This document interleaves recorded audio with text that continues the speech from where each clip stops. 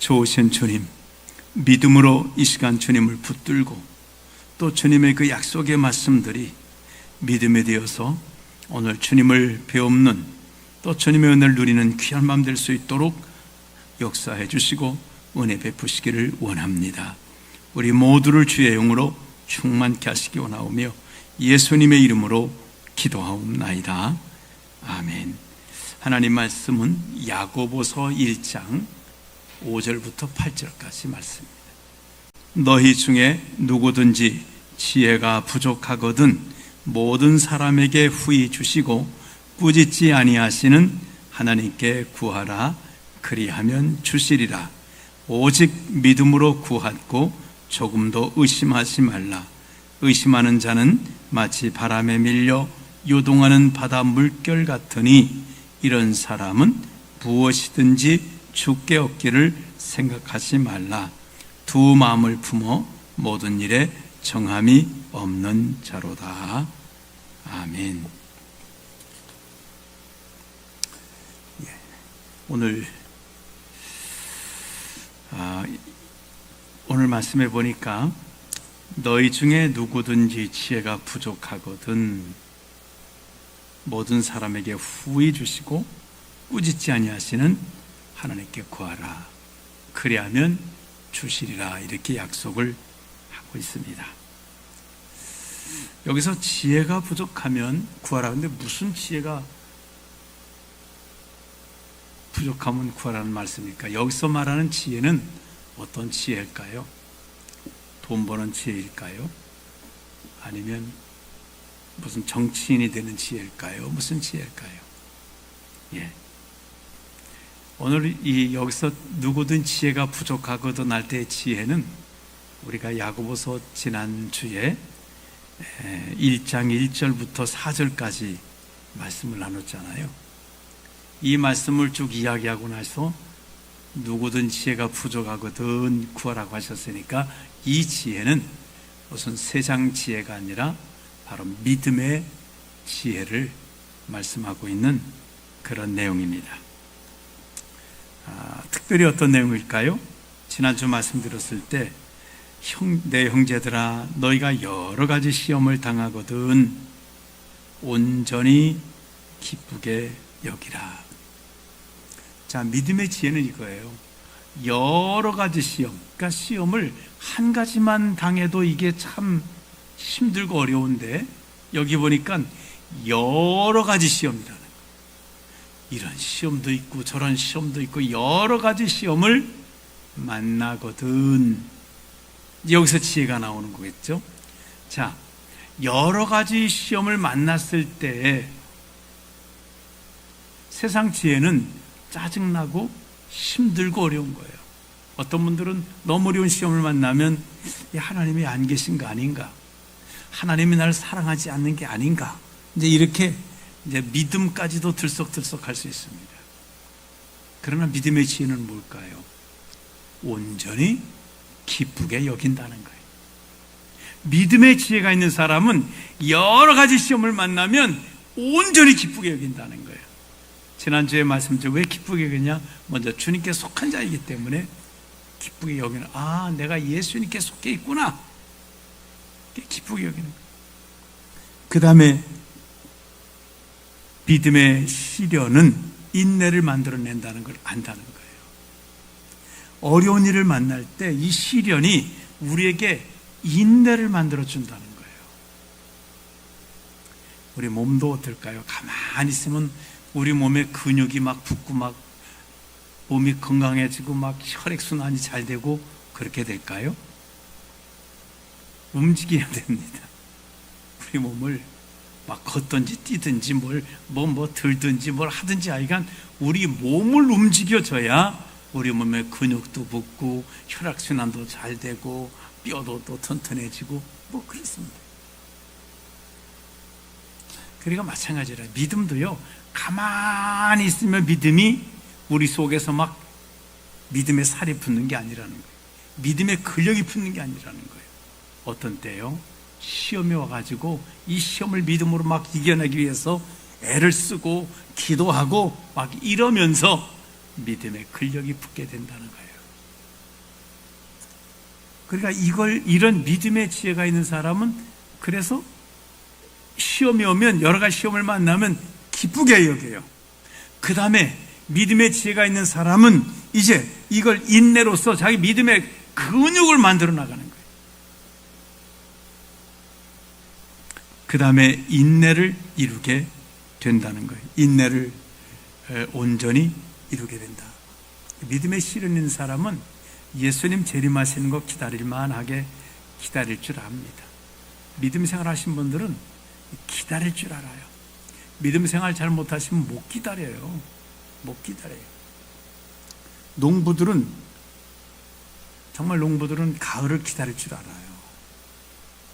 근데 가짜 농부는 가을을 못 기다려요. 옛날에 어떤 사람이 농사 안 짓다가 벼슬만 하다가 이제 벼슬을 이제 마치고 농사를 짓게 됐다잖아요. 농사를 짓는데 보니까 자기가 심은 이 보리는 조금만데 농부들 심은 보리는 크더라는 거예요. 이 사람이 왜 내가 심은 건 이러지? 그래서 보리가 이렇게 마디마디가 있잖아요. 보리를 이렇게 쭉 뽑으면 이게 좀 뽑혀져요. 다 뽑아 올렸대요. 농사 간단하고만 하고 가동히 앉아서 보리를 이렇게 조금씩 뽑아 올린 거예요. 어떻게 됐을까요? 그 보리가 다 죽지요. 보리가 다 죽지요. 그러니까 그 믿음의 그 인내를 아는 사람들은 기다릴 줄 알아요. 하나님 앞에 잠잠히 참아 기다릴 줄 안다니까요. 믿음의 연단이면 사람은 못 기다려요. 정말 못 기다려요. 보리 뽑아놓고 말아요. 그냥 다 뽑아놔.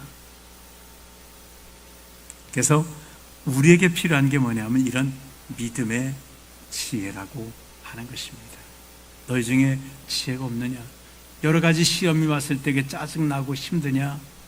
그 믿음의 지혜가 없으면 지혜를 구하라는 거예요.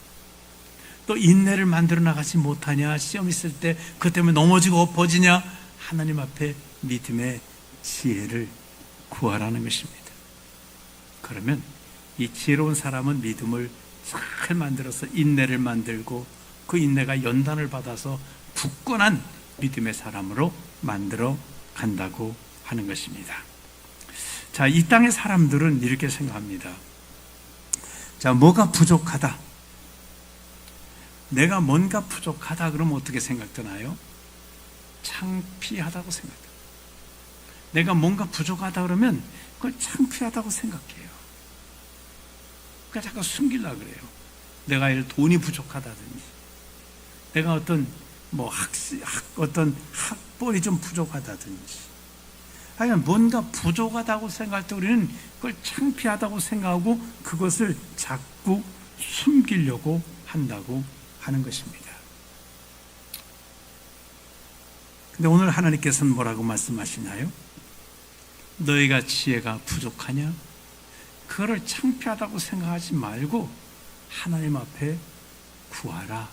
이렇게 말씀합니다. 자, 부족한 것은 창피한 게 아닙니다. 부족한 것을 숨기는 게 문제예요. 부족한 것은 숨기지 말고 내놓을 수 있어야 돼요.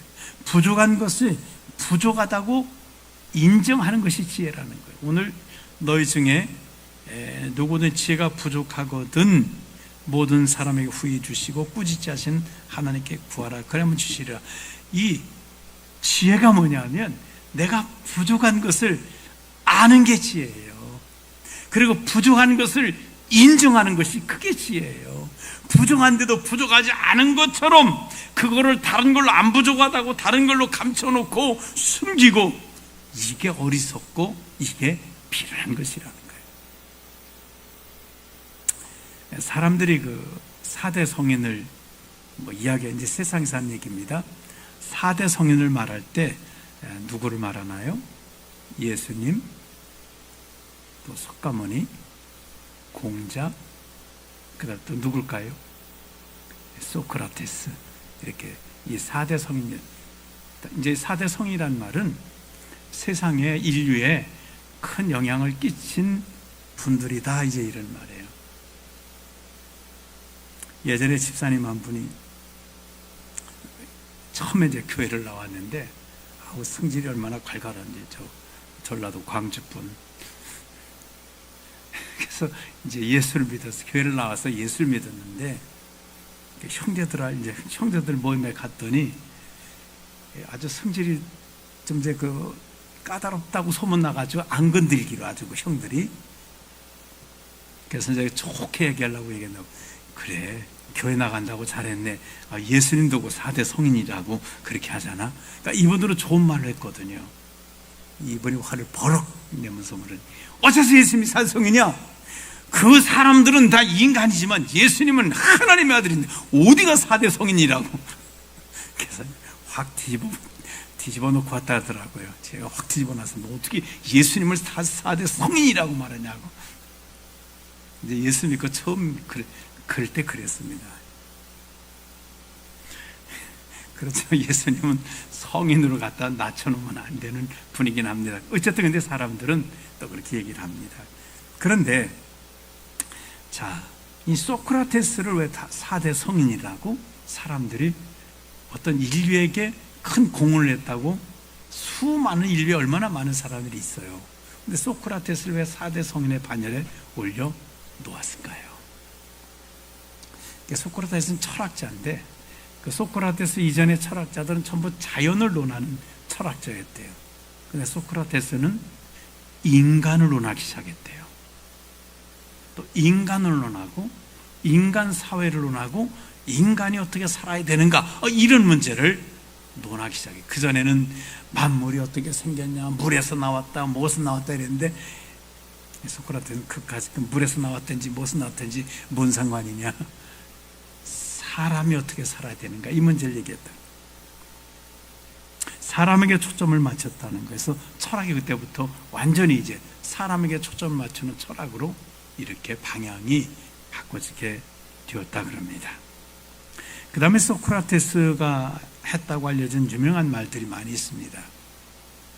여러분도 아시는 그가 한 유명한 말이 뭐죠? 너 자신을 알라. 그 말이 이거 많이 쓰잖아요. 이게 이제 아폴로 신전 기둥에 새겨져 있는 문구인데요.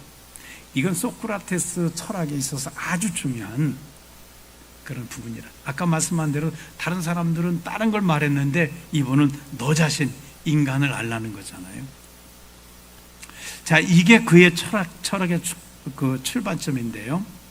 이 말은 너 자신 알 말은 내 자신을 객관적으로 파악하고 자신의 무지를 인정하고 겸손한 태도로 진리를 탐구하라라는 가르침을 담고 있다는 거예요. 너를 알아. 내가 여기 중요한 말이 자신의 무지함을 인정하라는 거예요. 내가 대단한 자가 아니라 나는 부족한 자라는 것을 인정하라는 거예요. 그래야 거기서 학문이 시작될 수 있다. 나는 알아. 이렇게 하는 순간은 배울 필요가 없는 거예요. 나는 부족하다라고 생각해야 배우기를 시작할 수 있다. 그래서 그분이 유명한 또 말 중에 하나 있잖아요. 나는 내가 아무것도 모른다는 것을 안다. 이렇게 있어요. 나는 내가 아무것도 모른다는 사실을 나는 알아. 그 말이에요. 너는 아무것도 모르는데 넌 그걸 모르고 있어. 나는 알고 있다는 거예요. 나를 안다. 내가 부족하다는 것을 안다고 말하고 있습니다. 그래서 그분은 말합니다. 진정으로 지혜로운 사람은 자신이 얼마나 무지한지 아는 사람이다 라고 역설을 했습니다.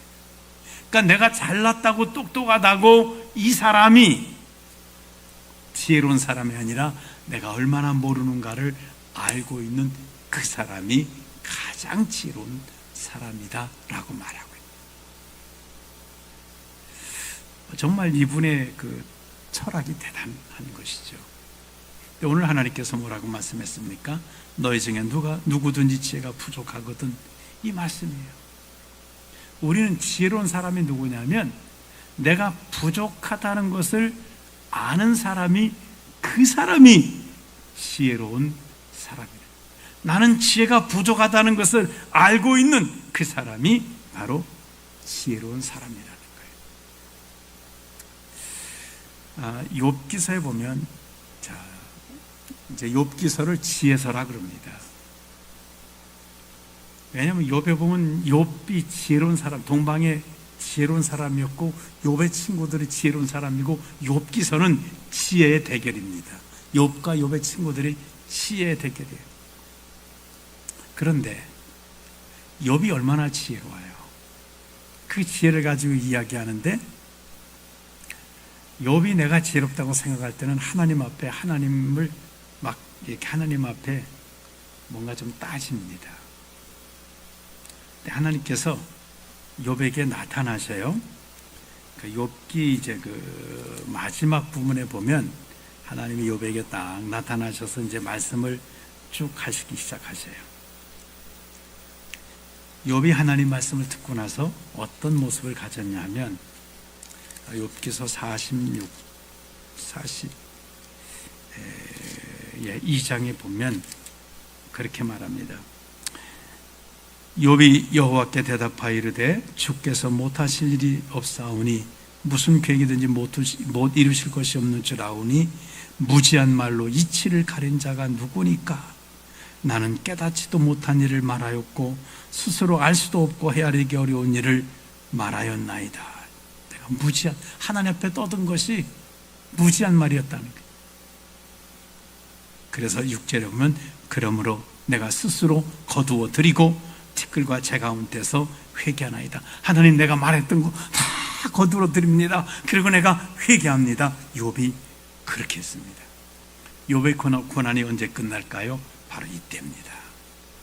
그때는 욥이 내가 뭐가 부족하냐고, 내가 의가 부족하냐, 뭐가 부족하냐 막 따졌을 때는 욥의 고난이 끝나지 않은, 욥이 하나님을 만나고 내가 무지한 말했습니다, 내가 다 거둬드립니다 라고 자신의 부족함을 고백할 때에 욥의 고난이 끝나고 하나님은 욥에게 갑절의 은혜를 주시는, 축복을 주시는 역사가 나타났습니다.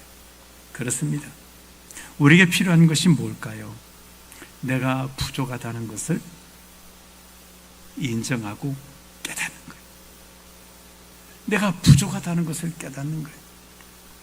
바로 이런 지혜가 정말 지혜입니다. 우리는 솔로몬이 하나님으로부터 지혜를 받았는데, 솔로몬은 본래 지혜로운 사람이에요.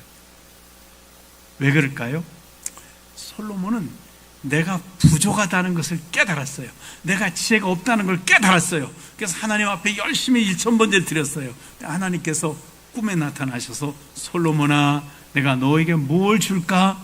할 때에 솔로몬이 뭐라고 하던가요? 나는 아이라, 나는 알지 못하나이다, 나는 지혜가 부족하나이다, 백성들을 재판할 지혜를 주소서라고 이야기할 때 하나님이, 이야, 내가 이것을 구하다. 그렇습니다. 솔로몬은 본래 하나님의 지혜를 받기 전에 지혜로운 사람이에요. 왜?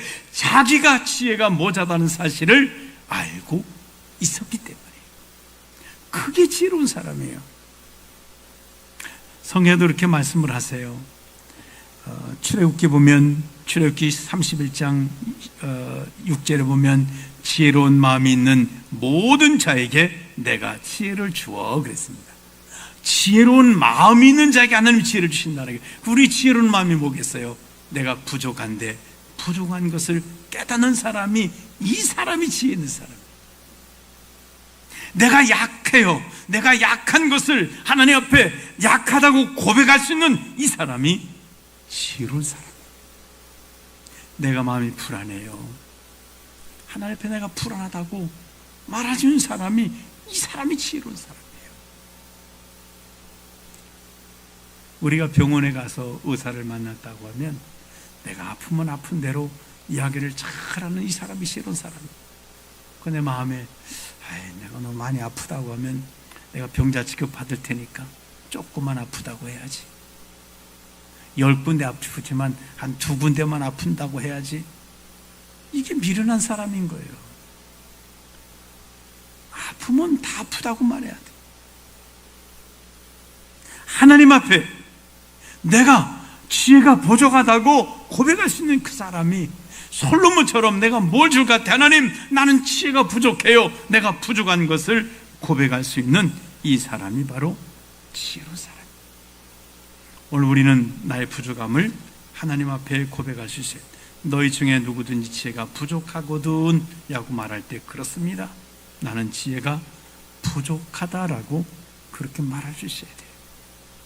그게 지혜로운 사람이에요. 내가 부족하다는 것을 깨달아야 하나님 앞에 구할 수가 있어요. 우리 인생은 본래 연약한 자입니다. 성경에 뭐라고 말씀하시죠? 하나님이 천사보다 조금 못하게 하셨다. 우리 인생은 완전한 인생이 아니에요. 우리 성경을 보시면 뭐가 느껴지시던가요? 성경에 나오는 인물들 보면 대단한 인물들도 물론 많이 나오지만 실수하고 넘어지고 하잖아요. 다윗도 그렇고 실수하고 넘어지기도 하고. 우린 그걸 보면서 뭘 느끼는가요?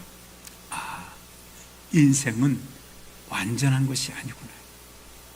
인생은 부족하다고 성경이 그렇게 말하고 있는 거예요. 그래서 인생은 하나님의 완전하신 하나님의 도움을 받고 사는 자라는 걸 성경을 통해서 끊임없이 얘기해 주는 거예요. 이렇게 거울입니다. 성경이 거울입니다. 우리가 못 보는 거를 성경을 보면서 아, 그렇지, 나도 저래, 나도 저렇게 넘어져, 나도 저렇게 의심해, 나도 저렇게 또 하나님 축복하시면 또 곁길로 가. 이런 것들을 우리가 거울을 보는 거예요. 하나님 앞에. 그래서 우리 자신을 인정하는 겁니다. 그렇습니다. 우리는 나의 부족한 것을 하나님 앞에 내어놓을 수 있는, 너희 중에 누구든지 지혜가 부족하거든 할 때 이 말씀은 이런 말일 거예요. 하나님께서 자, 너희 중에 누구든지 지혜가 부족한 사람 손 들어봐라 할 때 저요 하고 손 들 수 있어야 된다. 그러면 구하라. 꾸짖지 않고 내가 너에게 주겠다라고 말씀. 부족하다고 이야기를 하세요. 우리 살아가면서 우리 자신을 보면 얼마나 부족한 게 많아요. 하나님이 아세요. 우리 어린 아이들은 어때요? 초등학교 다니고 이런 아이들이 부모님한테 뭐 용돈 주세요 하면 용돈을 주시나요, 안 주시나요? 네가 벌어 써라 이렇게 할 부모가 어디 있겠어요? 용돈 주세요 하면 알았다, 얼마? 하고 주시잖아요. 하나님 똑같으세요. 우리 인생이 연약한 걸 아시기 때문에 하나님, 저 이거 필요해요, 저는 이게 부족합니다라고 하면 알았다고 주시겠다는 거예요. 나는 의지가 나는 의지가 약해요 하고 하나님 구하면 의지력을 주시겠다는 거예요. 나는 믿음이 없어요, 좀 믿음을 주세요 하면 믿음을 주시겠다는, 기도원이 그거 아니에요. 기도는 안 믿어지니까 하나님 좀 양털에다 이렇게 내가 믿을 수 있는 증거를 주세요 하니까 하나님이 그래 하고 그렇게 해주시. 야, 이 믿음이 없는 것아 이렇게 하지 않아요. 왜? 우리를 아시거든요. 우리는 좀처럼 안 믿는다는 거 잘 아셔요. 세상 것은 철도까지 믿어서 정말 보이스피싱할 때 속아서 돈을 보내주면서도 하나님 말씀 안 믿는다는 걸 너무 잘 아시. 하나님이 사람 말은 어쩜 그렇게 잘 믿어서 사기당하고 그러면서도 하나님 말씀만 안 믿는지 하나님이 아셔요. 우리 체질을 아신다 그랬습니다. 하나님, 저는 믿음이 없어요 하시면 하나님은 그래 하고 믿음, 기도원에게처럼 믿을 수 있는 증거들을 주신다고요. 그렇습니다. 부족함을 우리가 깨닫는 게 그게 지혜입니다. 우리 살아가시면서 내가 부족한 모습을 보시거든 그거를 깨달으시길 바랍니다. 그게 지혜입니다. 그건 창피한 일이 아닙니다. 그리고 부족한 것을 깨달았거든 어떻게 하셔야 될까요? 후히 주시는 하나님 앞에 구하시기를 바랍니다. 하나님은 약속했어요. 후히 주시겠대요. 그래서 이 지혜로운 사람은 내가 부족한 것을 깨달아서 하나님 앞에 내어놓으면 하나님이 넘치게 해주세요. 근데 하나님께 구하지 않으면 그냥 내 거 가지고 살아가야 되는 거예요.